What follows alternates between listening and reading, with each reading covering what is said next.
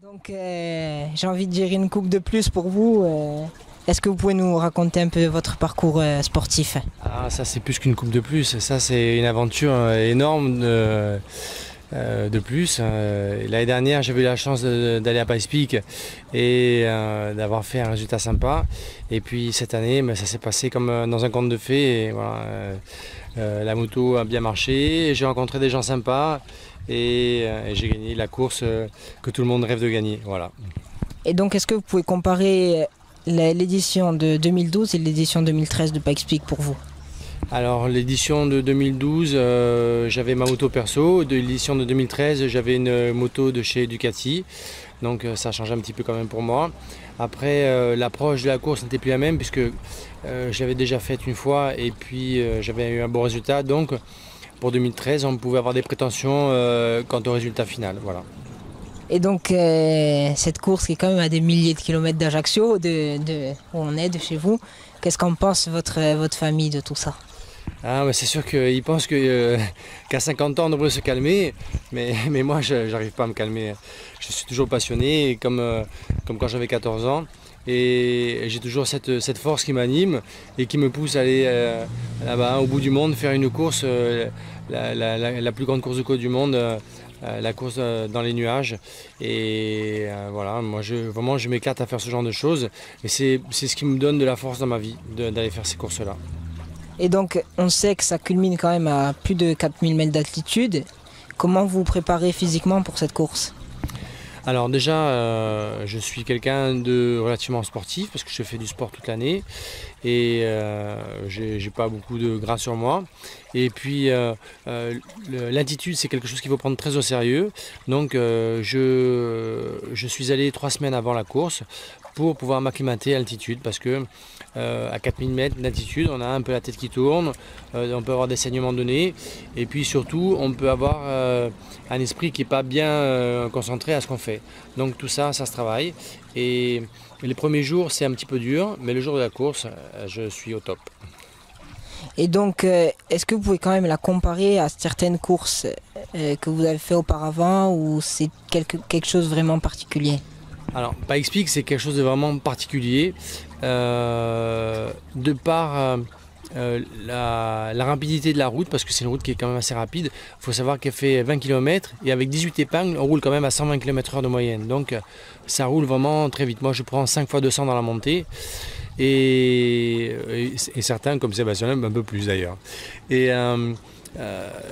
c'est une route où, passé à une certaine altitude, on n'a plus de repères végétal, c'est-à-dire que la route, c'est un paysage minéral, on n'a plus que des rochers.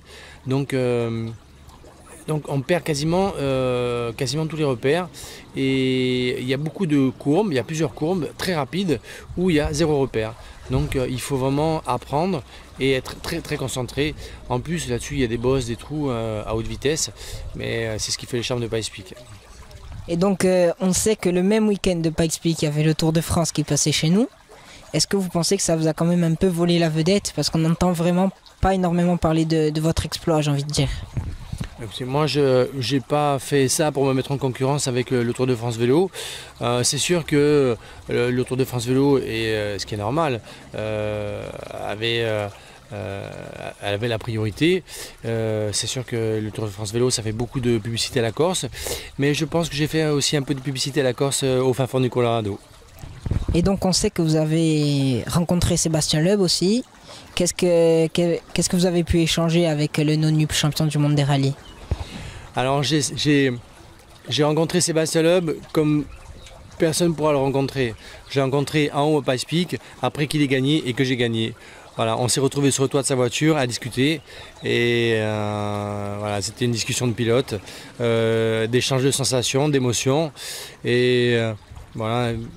Sébastien Loeb, c'est un mec bien, c'est un pilote comme beaucoup de pilotes. Voilà. Et donc, comme on sait que vous avez fait des rallyes ici en Corse, est-ce que vous avez pu parler de votre carrière, j'ai envie de dire, en tant que rallyman avec Sébastien ou non? Alors non, c'est plutôt le contraire. C'est Sébastien qui est venu vers moi et qui m'a dit que lui, il faisait de la moto. Voilà. Et donc, bon, évidemment, je savais qu'il faisait de la moto parce qu'il fait ça sur un circuit avec un ami à moi. Et on a échangé les sensations de voiture et de moto de la montée de Pikes Peak. Et il a convenu que c'était plus dur de le faire en moto qu'en voiture.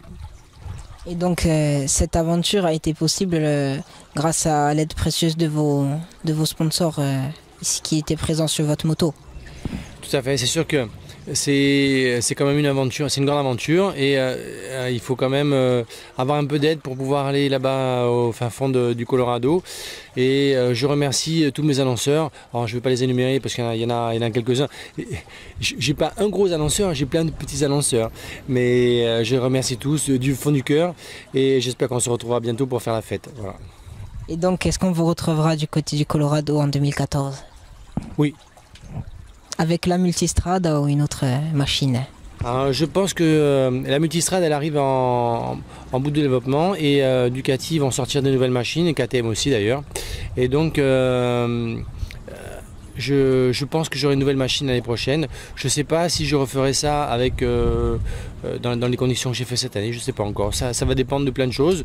On attend la fin d'année, le salon de la moto, mais une chose est sûre, c'est que j'y serai et que j'aurai une bonne moto et que je vais encore bien m'amuser. Voilà.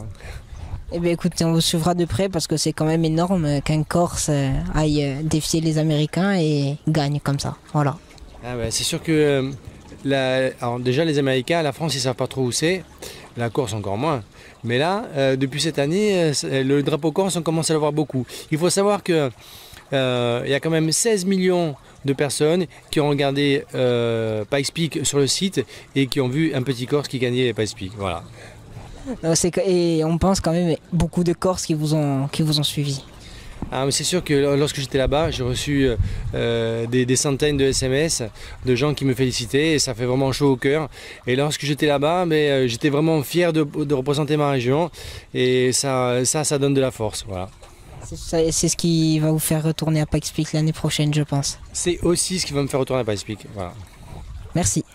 Merci à vous.